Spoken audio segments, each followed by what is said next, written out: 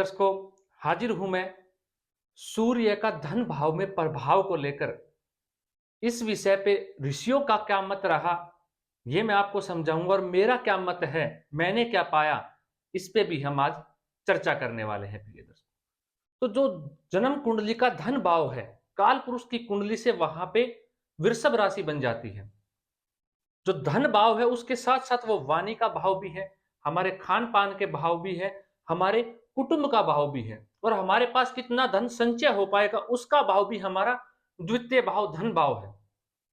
और ऊपर से सूर्य सूर्य ग्रहों का राजा है। अब जब सूर्य वहां पे आके बैठेंगे तो कैसा प्रभाव देंगे, इस पे मैं अच्छाई भी बताऊंगा, बुराई भी बताऊंगा, और काफी तरीकों से आपको समझाने भी वाला हूं। समझने का आप प्रयत्न कीजिएगा, मेरे ज्ञान और मेरे सामर्थ्य के अनुसार जितना हो पाएगा मैं आपको अपने सामर्थ्य के अनुसार समझा पाऊंगा। प्रिय दर्शकों, अगर सूर्य का धन भाव में होना बेहद श्रेष्ठ माना गया, ऋषियों ने कहा ऐसा जातक बड़ा ही भाग्यशाली होता है, बड़ा धनवान पाया जाता है, ऐसा जातक राजदंड से पीड़ित पाया जाता है। ऐसे जातक, राजदंड का मतलब है इनकम टैक्स के द्वारा उसके ऊपर छापा पड़ जाए, या ऐसे जातक को इनकम टैक्स से कोई नोटिस आ जाए, उससे ऐसा जातक पीड़ित पाया जाता है। ऐसा जातक कड़वी वाणी बोलने वाला पाया जाता है। जातक या जाति का दोनों की बात मैं यहां पे कर रहा हूं प्रिय दर्शकों। अगर सूर्य यहां पे बैठा हुआ है तो कड़वी वाणी बोलने वाले ऐसे जातक हो जाते हैं। यहां से हमारी आंखों का विचार भी किया जा सकता है, यहां से हमारी आंखों का विचार भी होता है। पुरुष की कुंडली में दाई आंख का विचार और स्त्री की कुंडली में बाई आंख का विचार हमारे धन भाव से ही होता है। तो ऐसा जातक नेत्र रोगी भी हो सकता है। जो धन भाव में सूर्य के आ जाने से ऐसा जातक सोना प्रिय होता है, मतलब कि सोने रखने का सबसे ज्यादा शौक ऐसे जातक के पास पाया जाता है, और ऐसा जातक सोना रखता भी है अपने पास अधिक मात्रा में। प्रिय दर्शकों, अगला कहा ऐसा जातक शत्रुओं को भी अपने पक्ष में करने वाला होता है।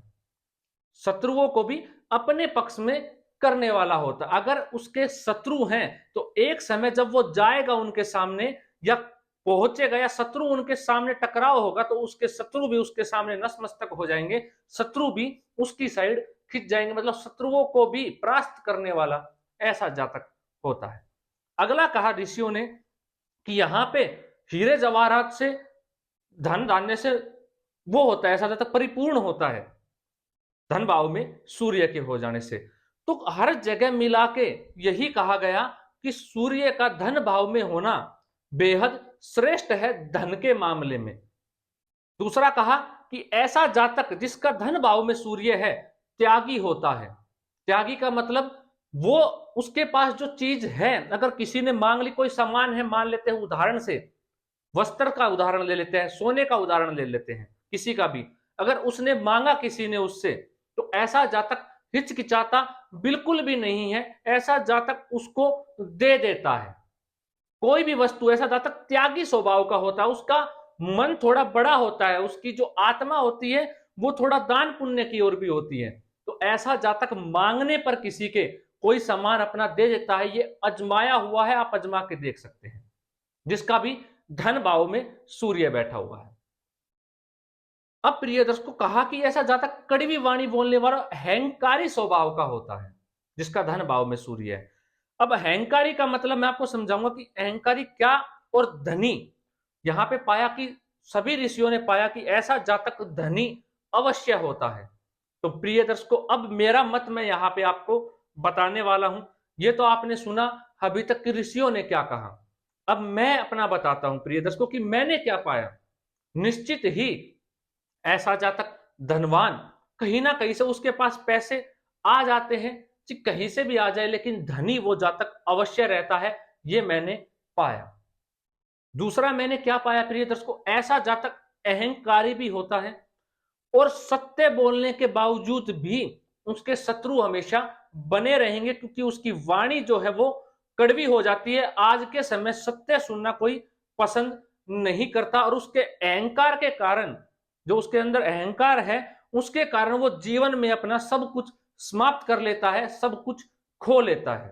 क्यों खो जाता है? क्योंकि सूर्य, आपको पता है, किसी की भी कुंडली हो, धन भाव की बात नहीं है यहाँ पे, जब भी जिस कुंडली में सूर्य ग्रह मजबूत अवस्था में हो जाएगा तो ऐसा जातक अहंकारी तो अवश्य मिलेगा। उसके अंदर एक ईगो अलग से ही आपको देखने को मिल जाएगा, उसके चेहरे के ऊपर भी। और जब उसकी बातें जो होंगी वो अलग से ही अपने आप को सर्वश्रेष्ठ दिखाने की कोशिश करेगा। ये उसके स्वभाव में पाया जाएगा। प्रिय दर्शकों, सूर्य क्या है?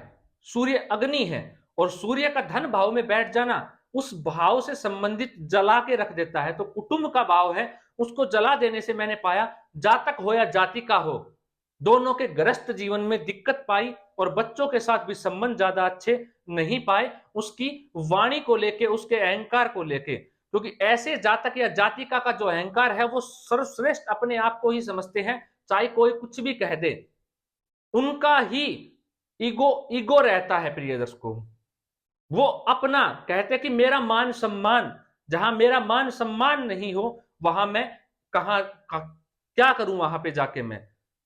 लेकिन प्रिय दर्शकों, वो अपने मान सम्मान को ही इतना बड़ा समझ लेते हैं कि जिसके कारण गृहस्थ जीवन में भी उनके दिक्कत आती है, संतान से भी उनकी नहीं बन पाती है, सिर्फ उनके अहंकार को लेके, उनकी वाणी को लेके।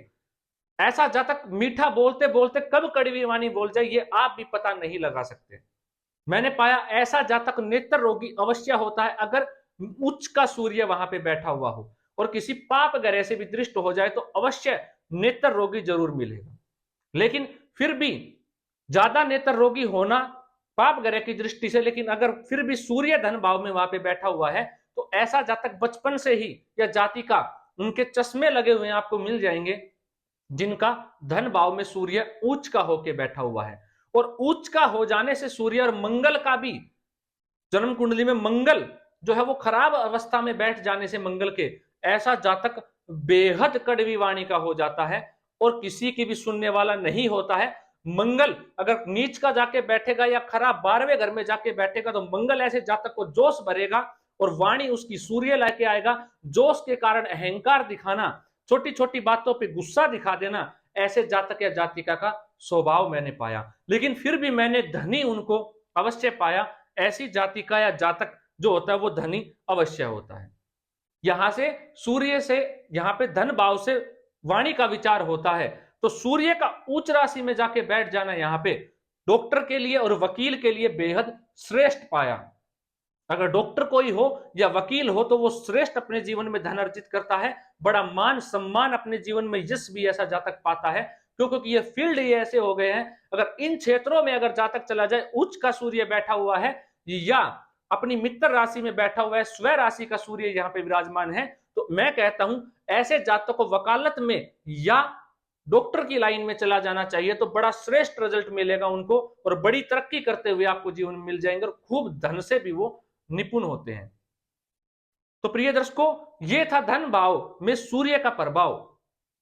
यहां पे अहंकारी अगर वो अपने स्वभाव को विनम्र रख ले, अपने स्वभाव अपनी वाणी पे कंट्रोल कर ले ऐसा जातक, तो ऐसा जातक बड़ा श्रेष्ठ बन सकता है। तो मैंने कहा ऐसे जातक को आदित्य हृदय स्त्रोत्र का पाठ करना चाहिए, सूर्य को नित्य जल देना चाहिए और सफेद चंदन का प्रयोग करना चाहिए, तो उनको बेहद श्रेष्ठ लाभ यहां से मिल सकता है। प्रिय दर्शकों, ज्यादा से ज्यादा सफेद कपड़े धारण करे ऐसा जातक, तो भी उनको लाभ मिल सकता है। सूर्य के धन भाव में बैठ जाने से ऐसा जातक श्रेष्ठ अपने जीवन काल में धन अर्जित तो करता ही करता है, राजदंड से भी बच सकता है। इनकम टैक्स का जो रेड पड़ती है उसके ऊपर जो छापा पड़ने की संभावना रहती है, उससे भी ऐसा जातक बच सकता है अगर ये उपाय करे तो। ये उपाय करने के भी मैंने बेहद श्रेष्ठ लाभ देखे उसके जीवन काल में। तो प्रिय दर्शकों, अगर आपका कोई सवाल है सूर्य से संबंधित जन्म कुंडली में धन भाव से, तो आप कमेंट के माध्यम से पूछ सकते हैं। मैंने अपने ज्ञान और सामर्थ्य के अनुसार आपको समझाने का प्रयत्न किया। मैंने अपना भी अनुभव आपको बताया कि मैंने क्या पाया सूर्य का धन भाव में होने से, और ऋषियों का क्या मत रहा धन भाव में अगर सूर्य बैठ जाए। तो सब ने यही पाया, धनी तो होगा ही होगा, लेकिन अहंकारी अवश्य मिलेगा, वाणी पे उसके कंट्रोल नहीं होता है, वही उसको करना है। तो प्रिय दर्शकों, इजाजत दीजिए मुझे अभी के लिए, मिलता हूं कोई अगला कार्यक्रम लेकर ऐसे ही आप लोगों के लिए। नमस्कार।